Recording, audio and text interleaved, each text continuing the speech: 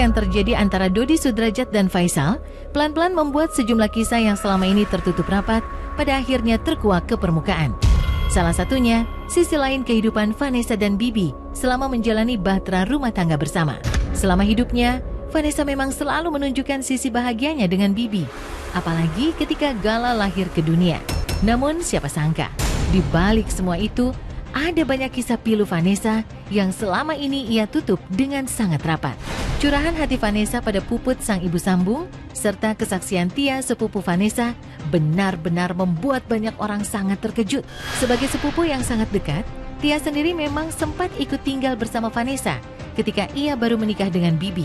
Bahkan sebelum adik-adik Bibi datang dan tinggal bersama mereka, Tia sudah lebih dulu mendampingi Vanessa. Lalu benarkah Vanessa sejatinya merasa tertekan selama menjalani kehidupan dengan Bibi? Benarkah hal itu juga tak lain karena campur tangan keluarga Bibi?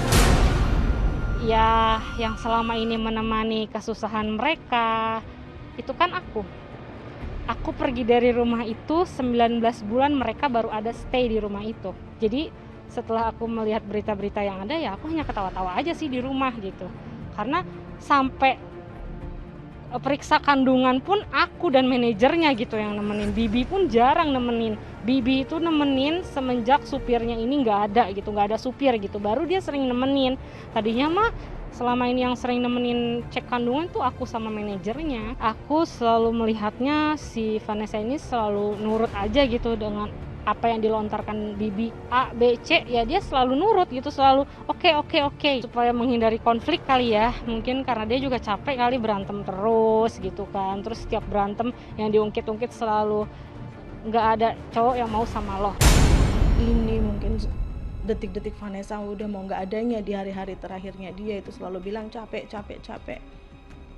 Ternyata ada beban juga di batinnya, di dalam rumah tangganya, ada banyak cerita lah di situ, ada banyak. Tapi Vanessa sudah curhat juga ke saya, capeknya kenapa, ada apa, itu semuanya udah diceritakan ke saya, udah diceritakan sebelum itu. Ceritanya itu juga pada saat dedinya ulang tahun ya, dan berlanjut di telepon dia menceritakan semuanya. Dan ternyata bukan hanya ke saya, ke Mbak Joan manajernya pun cerita, ke Tia sepupunya itu juga pun cerita sama seperti yang diceritakan ke saya.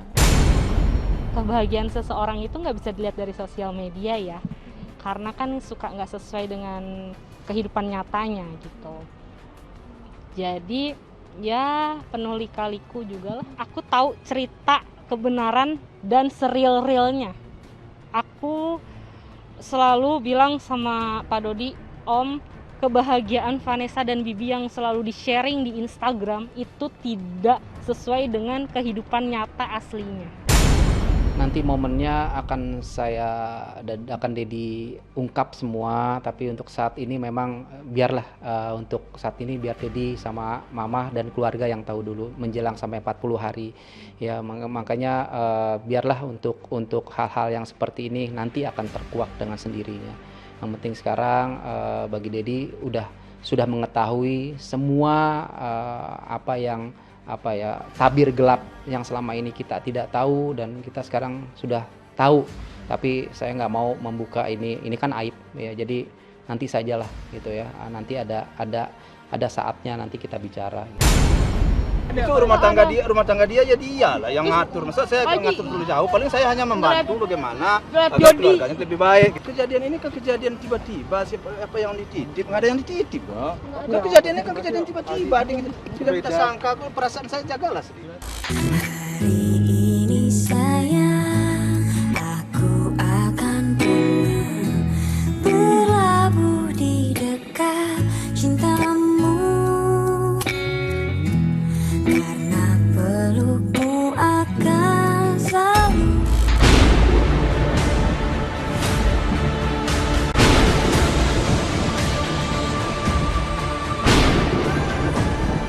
Tak hanya sisi lain jalan kehidupan Vanessa dan Bibi yang pelan-pelan mulai terkuak.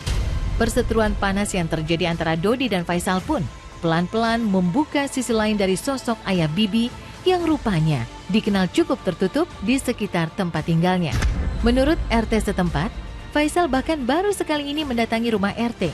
Itu pun untuk mengurus sejumlah berkas pasca Bibi meninggal dunia. Namun yang paling mengejutkan, saat Faisal meminta surat pengantar untuk keperluan mengurus asuransi Gala, nama Gala rupanya sudah tercantum dalam kartu keluarga Faisal. Hal ini pun tentu menjadi sebuah tanda tanya besar. Pasalnya, permohonan hak perwalian yang diajukan Faisal hingga saat ini masih bergulir di Pengadilan Agama Jakarta Barat dan bahkan belum disidangkan. Namun entah mengapa, nama Gala Sky disebut-sebut sudah tercantum dalam kartu keluarga Faisal. Lalu benarkah ada banyak kejanggalan-kejanggalan lain yang selama ini tak pernah terkuak? Nah, setelah anaknya meninggal ya, setelah Bibi meninggal baru ada datang sini minta surat pengantar lah gitu ya, untuk membuat yang namanya untuk asuransi untuk nama si Gala cucunya itu. Ya itu aja surat pengantar yang saya bikin. Ya surat pengantar untuk mendapatkan asuransi, mengurus asuransi. Iya. Ya untuk atas nama anaknya itu si Gala, iya. Iya. Ya Galanya ini kan nanti dia mau buat apa sebagai ahli warisnya gitu, ya, akta waris gitu. Itu bawa kakak, saya lihat sudah ada nama Gala. Kakak terbaru dari keluarga Pak Faisal, ya. Ya, kan dulu, iya, sudah ada dia bawa, iya. Gitu. Kita sekarang pusat pikiran saya hanya bagaimana si Gala ini sehat fisik, lahir dan batin. Yang paling penting itu kan sekarang gini loh, ini Gala ini kan ya mohon maaf Gala ditinggal oleh orang tuanya. Nah dengan seperti itu Gala masih di bawah umur, kan perlu perwalian untuk mengurus administratifnya, nanti kalau Gala mau sekolah ataupun untuk kepentingan Gala, itu kan harus ada orang dewasa yang untuk mengurus hal-hal tersebut kan. Nah itulah gunanya kita mengajukan perwalian ini. Jadi makanya seperti yang kita jelaskan tadi, bukan itu saja yang kita bukan. Yang paling penting itu adalah untuk kepentingan Gala ke depan. Saya nggak bilang kejanggalan, tapi ya dipikir aja lah gitu, dirasa-rasa. Karena apa yang dia minta di sini, dia minta layani surat pengantar, saya minta syaratnya fotokopi kakak dan KTP, dibawa, ya udah, saya buatkan surat pengantar. Nah nanti setelah itu dibawa ke kelurahan atau kemana, ya itu udah di sana ada tuh yang melayani lagi. Gitu, apakah ditolak atau diteruskan gitu. Yang penting pelayanan di RT sudah berikan gitu. Sebenarnya belumlah pantas hal-hal ini yang dibaca ini. Cuman kemarin saya dihubungin oleh pihak asuransi, kalau untuk mengurus asuransi itu harus ada surat perwalian. Kemudian saya tanya Mas Dodi, sesuai nggak dengan saya jadi wali? Sesuai, makanya saya pergi ke pengadilan. Jadi berdasarkan kesepakatan dengan dia, saya ke pengadilan. Kalau dia waktu itu membantah atau kita kita pikirkanlah dulu, mungkin saya akan mikir dulu, tapi karena kesepakatan dia, makanya saya pergi ke pengadilan. Bukan saya tergesa-gesa, bukan saya terburu-buru, dengan memang kesepakatan dia, agar semuanya itu jelas. Dengan memang kesepakatan dia, agar semuanya itu jelas.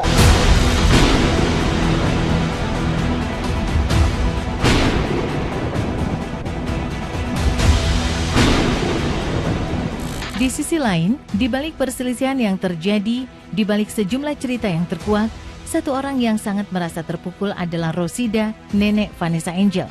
Sang neneklah orang yang sangat dekat dengan Vanessa, terutama semenjak ia ditinggal wafat ibundanya. Dan beberapa waktu lalu, Rosida yang tak sempat mengantar Vanessa ke pemakaman, tak kuasa menahan kepiluan saat untuk pertama kalinya nyekar ke makam sang cucu. Matanya berkaca-kaca ketika ia menciumi dan memeluk potret Vanessa, cucu tercintanya.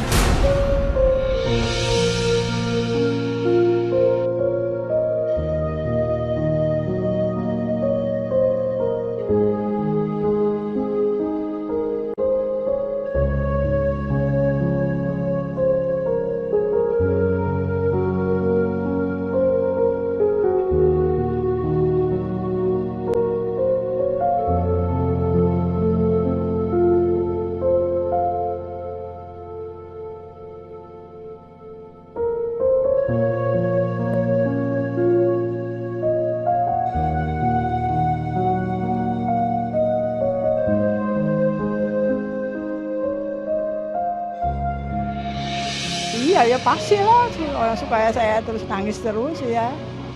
Bilang sama saya sih nggak jarang ketemu dia, paling sebulan sekali.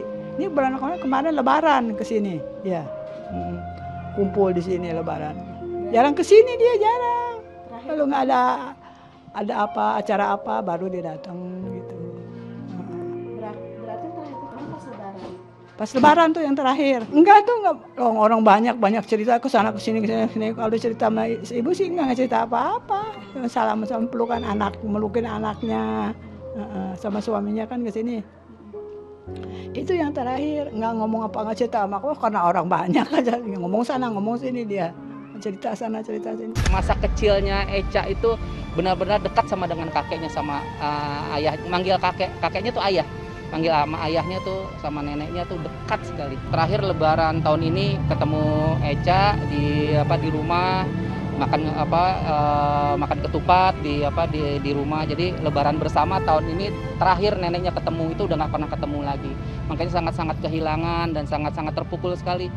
Jadi dari kemarin juga udah nangis terus pada saat Vanessa meninggal, terus dikubur mau ikut, tapi kan karena hujan, terus kondisi keadaan si nenek ini kan kurang fit, jadi ya baru kali ini neneknya Vanessa datang ke makam. Banyak ya kenangannya, apalagi aku kan dari dulu emang udah tinggal satu rumah bareng almarhum kan, dari sebelum menikah sama Bibi juga aku udah tinggal satu rumah, jadi aku tahulah kenangan-kenangan, sedihnya dia, bahagianya dia, semuanya aku tahu.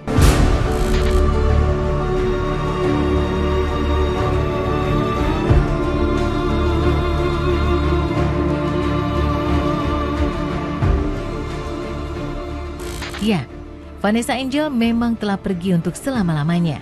Namun segala kenangan tentangnya tentu tak akan pernah sirna, terutama bagi orang-orang tercintanya. Pun demikian dengan kisah cintanya dengan Febri Andriansyah, sang suami. Meski berbagai cerita lain terkuak, namun Vanessa dan Bibi kini telah tenang di peristirahatan terakhirnya. Di akhir hayatnya, mereka benar-benar menjadi pasangan cinta sejati yang selalu bersama sehidup semati. Dan kini, setelah mereka tiada, tinggallah Gala, putra sematawayang mereka yang harus mendapat kebahagiaan sempurna dari orang-orang yang menyayanginya. Kepada kedua keluarga, dengan segala hormat saya mohon untuk tetap tenang dan ya kalau bisa melakukan pertemuan tatap muka antara kedua keluarga, atau mungkin diperlukan adanya mediator untuk memediasi ini, karena saya percaya bahwa kedua keluarga juga sangat mencintai sang cucu ini. Nah, demi kepentingan terbaik bagi sang cucu ini, ya mohon betul-betul hak-hak asasi anak ini dijaga betul-betul, diciptakan nuansa yang lebih damai, lebih ramah anak, jauh dari kemungkinan terjadinya konflik ataupun seolah ada perebutan kuasa asuh dan sebagainya.